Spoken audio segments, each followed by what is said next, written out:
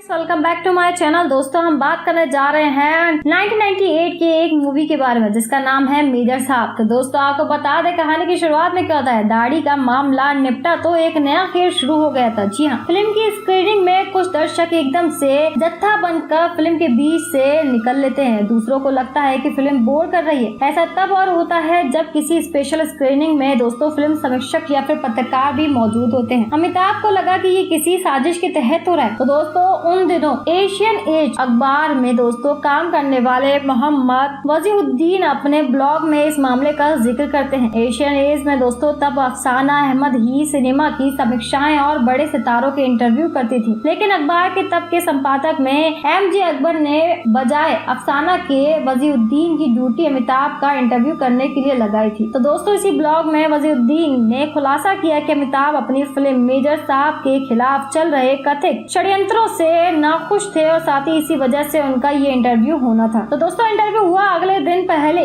पन्ने पर छपा भी और साथ ही इससे फिल्म को कितना फायदा हुआ इसका अंदाजा तो अमिताभ बच्चन या फिर उनकी फिल्म कंपनी को ही होगा, लेकिन ये तय था कि अखबार में छपे के असर का उन्हें अंदाजा तब भी था और आज भी है। तो दोस्तों अब तो खैर वह ईमेल पर भेजे गए सवालों का अपनी आवाज में उत्तर रिकॉर्ड करके भेजते थे, लेकिन हाल फिलहाल तक वह अपने सारे इंटरव्यू खुद अपने स्टाफ को लगाकर उनकी वीडियो रिकॉर्डिंग कराया करते थे। आपको बता दें अमिताभ बच्चन फिल्म मेजर साहब के प्रोड्यूसर थे और साथ ही इस बात का फिल्म में काम करने वाले कलाकारों साथ ही टेक्नीशियनों दोनों को था। तो दोस्तों फिल्म में उनकी पत्नी का किरदार करने वाली नफीसा अली ने 5 साल पहले अपनी एक ट्वीट में उन्हें महान निर्माता लिखा था और टीनू आनंद जिन्होंने इस फिल्म में पहली बार अपना असली नाम वीरेंद्र राज आनंद इस्तेमाल किया था, उन्हें भी अच्छे से पता था कि फिल्म के निर्माता अमिताभ बच्चन है। तो दोस्तों इसके बावजूद टीनू आनंद ने फिल्म की शूटिंग के दौरान एक बार अमिताभ से ऊंची आवाज में बात की और साथ ही नतीजा दुनिया के सामने है। टीनू ने मेजर साहब के बाद सिर्फ एक फिल्म बनाई, वह भी अभिनेता सुनील शेट्टी के साथ में। अमिताभ बच्चन और टीनू आनंद का पहले नाता बना था और फिल्म कालिया से दोस्तों टीनू इससे पहले शशि कपूर, ऋषि कपूर और साथ ही नीतू सिंह को लेकर फिल्म दुनिया मेरी जेब में निर्देशित कर चुके थे और साथ ही अपनी अगली फिल्म के लिए अमिताभ बच्चन के पीछे लगे हुए थे। अमिताभ बच्चन उन दिनों डॉन की शूटिंग कर रहे थे और टीनू खुद बताते हैं कि फिल्म कालिया की पटकथा सुनाने के लिए उन्हें अमिताभ बच्चन का कोई साल भर पीछे करना पड़ा था काम। तो दोस्तों फिर एक दिन डॉन की शूटिंग के बीच में उन्हें अमिताभ बच्चन का समय मिला और फिल्म मेजर साहब के निर्देशक टीनू आनंद के पिता इंद्रराज आनंद मशहूर लेखक रहे हैं। अमिताभ के पिता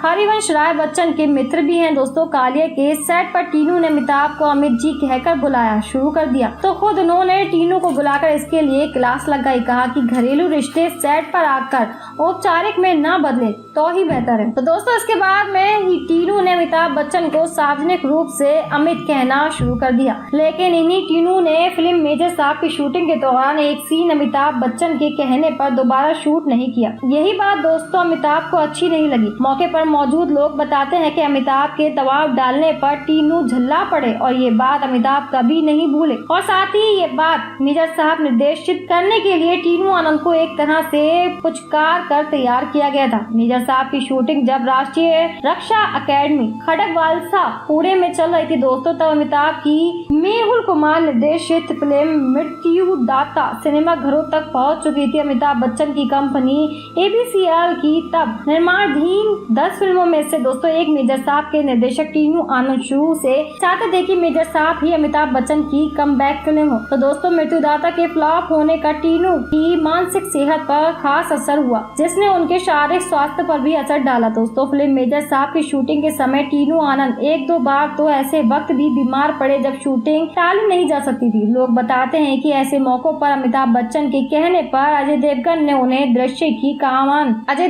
उन दृश्यों की कमान संभाली। जी हाँ, फिल्म मेजर साहब में निर्देशक अभिषेक बच्चन में भी काम किया है दोस्तों, लेकिन उनका काम था कैमरे के पीछे रहकर प्रोडक्शन के काम में हाथ बटाना और साथ ही इस फिल्म में भी वह एक बार लोचा कर बैठे थे। हुआ यूं कि फिल्म मेजर साहब का एक गाना ऑस्ट्रेलिया में शूट होना था और अजय देवगन को एयरपोर्ट से लाने से लेकर होटल में ठहराने तक की जिम्मेदारी अभिषेक बच्चन को सौंपी गई थी। पहले तो अभिषेक एयरपोर्ट से अजय देवगन को लाने वाली टैक्सी बुक करना भूल गए। किसी तरह टैक्सी से अजय देवगन होटल पहुंचे तो अभिषेक को पता चला कि उन्होंने अजय देवगन के लिए पहले से कमरा बुक नहीं किया है और दोस्तों अब होटल में कोई कमरा खाली भी नहीं है। लिहाजा अभिषेक ने अपना कमरा अजय देवगन को दिया और खुद आकर होटल की लॉबी में सोए। तो दोस्तों अजय देवगन के लिए भी फिल्म मेजर साहब अनोखा अनुभव रही। जी हाँ, पहली बार उन्हें आर्मी कैंडिडेट की तरह अपने बाल कटवाने पड़े दोस्तों। साथ ही फिल्म में उनकी और सोनाली बेंद्रे की जोड़ी कैमरे के सामने काफी ज्यादा फिट लगी दोस्तों और इसके लिए कई बार वह ऊंचे सोल वाले जूते पहन लिया करते थे। आपको बता दें सोनाली फिल्म मेजर साहब में बेहद ही खूबसूरत लगी है और साथ ही अमिताभ और साथ ही अजय की केमिस्ट्री भी लोगों को बहुत पसंद आई। हालांकि दोनों पहली बार किसी फिल्म में साथ काम कर रहे थे। इस फिल्म के तुरंत बाद दोनों अजय के पिता वीरू देवगन की बतौर निर्देशक पहली फिल्म हिंदुस्तान की कसम में भी नजर आए थे।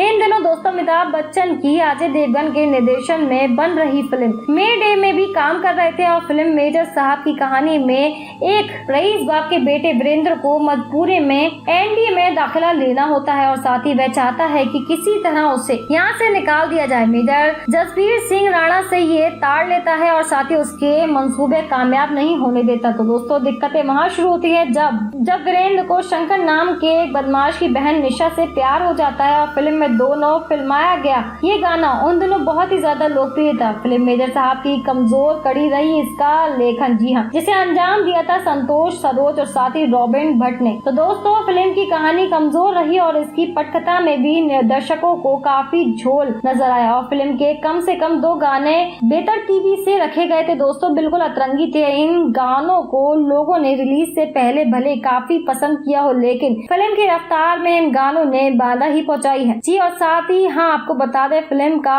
सुपरहिट गाना सोना सोना बड़े पर्दे पर देखने के लिए दर्शकों में खूब बेकरारी दिखी थी। ये गाना दरअसल संगीतकार आदेश श्रीवास्तव ने के.सी. बुकाडिया की फिल्म लाल बादशाह के लिए रिकॉर्ड किया था और फिल्म के निर्माता के.सी. बुकाडिया से अमिताभ बच्चन मनोहार करके ये गाना मेजर साहब के लिए ले आए थे। तो दोस्तों फिल्म के बाकी सारे गाने आनंद राज आनंद ने बनाए थे लेकिन आदेश का ये एक गाना मेजर साहब के बाकी सारे गानों पर भारी पड़ गया। फिल्म मेजर साहब अमिताभ बच्चन के दिल के काफी करीब रही फिल्म है। तो दोस्तों और इसलिए उन्होंने फिल्म में अपनी निजी जिंदगी का वो लम्हा इस्तेमाल किया की इजाजत दे दी। इसलिए उन्होंने फिल्म में अपनी निजी जिंदगी का वो लम्हा इस्तेमाल करने की इजाजत दे दी जिसके बारे में तब तक मालूम ही बहुत कम लोगों को था। तो दोस्तों फिल्म कुली में लगी चोट के बाद इलाज के दौरान एक बार ऐसा भी हुआ था कि अमिताभ की सांसें रुक गई थी। सबने आस ही छोड़ दी थी। जया बच्चन की हालत बहुत ही ज्यादा खराब थी। लोगों ने उन्हें वहाँ से ले जाने के लिए उनको सहारा दिया। बताते हैं दोस्तों जया वहाँ से जाने ही वाली थी कि अमिताभ का जो हाथ जया के हाथ में था